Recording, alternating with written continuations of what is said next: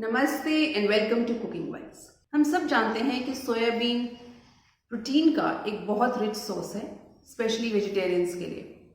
लेकिन आम घरों में सोयाबीन फिर भी इतना यूज़ नहीं होता है। जनरली जब सोयाबीन की बात करें तो न्यूट्री नगेट्स या सोया चाप, यही दो चीज़ें दिमाग में आती हैं। बाकी बीन्स की तरह जिस तरह राजमा या छोले बनते हैं, ये करी प्रिपरेशंस जनरली लोग नहीं बनाते हैं क्योंकि शायद इसका टेस्ट बहुत ज़्यादा एक्सेप्टेबल नहीं होता है। मैंने बचपन से ही सोयाबीन दो तरीक़ों से खाई है, बहुत ही इंडियन तरीक़ों से। और मैं न्यूट्री नगेट्स की बात नहीं कर रही हूँ, मैं एक्चुअल सोयाबीन की बात कर रही हूँ। और ये दोनों प्रिपरेशंस मैंने अपने फादर से सीखी थी, एक नमकीन है और एक मीठी। आज मैं आपके साथ नमकीन प्रिपरेशन शेयर कर रही हूँ, सोयाबीन का पराठा। फिर से क्लैरिफाई कर दूं, ये न्यूट्री नगेट्स का पराठा नहीं है, क्योंकि जब भी गूगल करेंगे और वीडियोस आएंगे तो उसमें जनरली जो पराठे बनते हैं वो न्यूट्री नगेट्स से बनते हैं। एक और रीज़न है कि सोयाबीन बहुत ज़्यादा लोग इस्तेमाल नहीं करते हैं क्योंकि इसके साथ बहुत सारे मिथ्स एसोसिएटेड है। तो चलिए ज़्यादा टाइम में लेते हुए शुरू करते हैं सोयाबीन का पराठा, और साथ साथ मैं आपके कई सोयाबीन से एसोसिएटेड मिथ्स भी क्लियर करूँगी। So let's get started.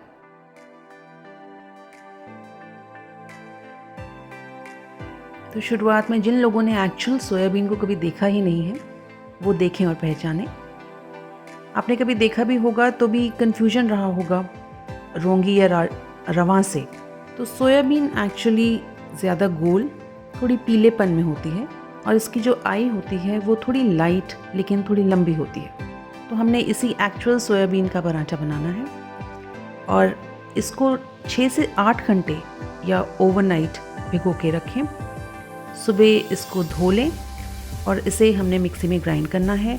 भीगने के बाद बहुत बार इसके छिलके अलग हो जाते हैं, उससे कोई प्रॉब्लम नहीं है, आप उस छिलकों को भी इस्तेमाल करें। अब मिक्सी में ग्राइंड करने के लिए इसे 2 या 3 बार पल्स ग्राइंड करें।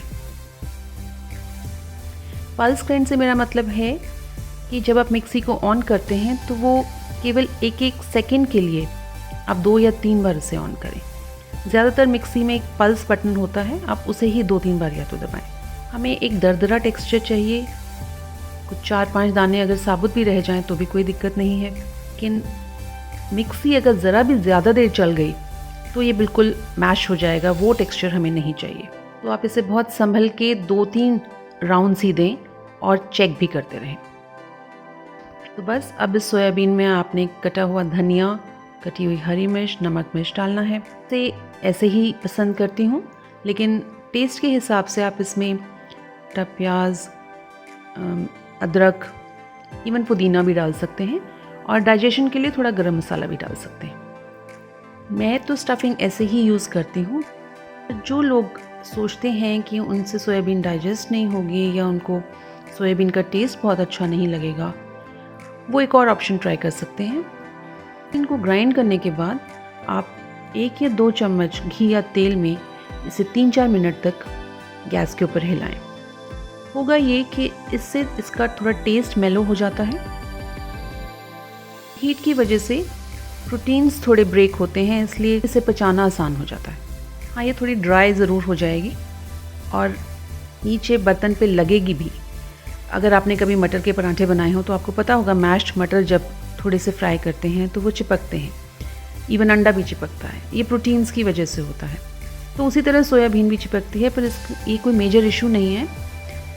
जैसे जैसे मिक्सचर ठंडा होगा आप उसे नीचे से अलग कर सकते हैं।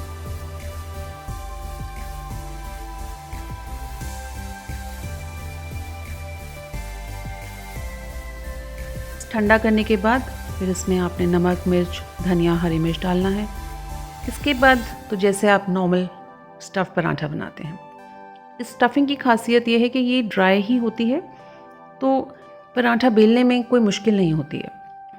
तो जो ये दरदरी सोयाबीन है ये आराम से आटे के अंदर गड़ती जाती है, तो आप बहुत सारी स्टफिंग भर पाते हैं। इस पराठे पे आप घी लगाएं या तेल, या आपकी मर्ज़ी है। आप इसे खुश्क भी बना सकते हैं।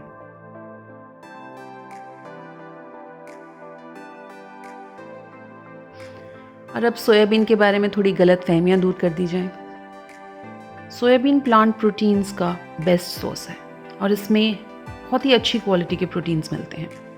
इससे बेहतर प्रोटीन नॉनवेज में ही मिलते हैं, क्योंकि उन प्रोटीन्स को फर्स्ट क्लास प्रोटीन्स कहा जाता है। तो जब ये बात होती है कि सोयाबीन को पचाना मुश्किल होता है, तो ऐसा बिल्कुल नहीं है।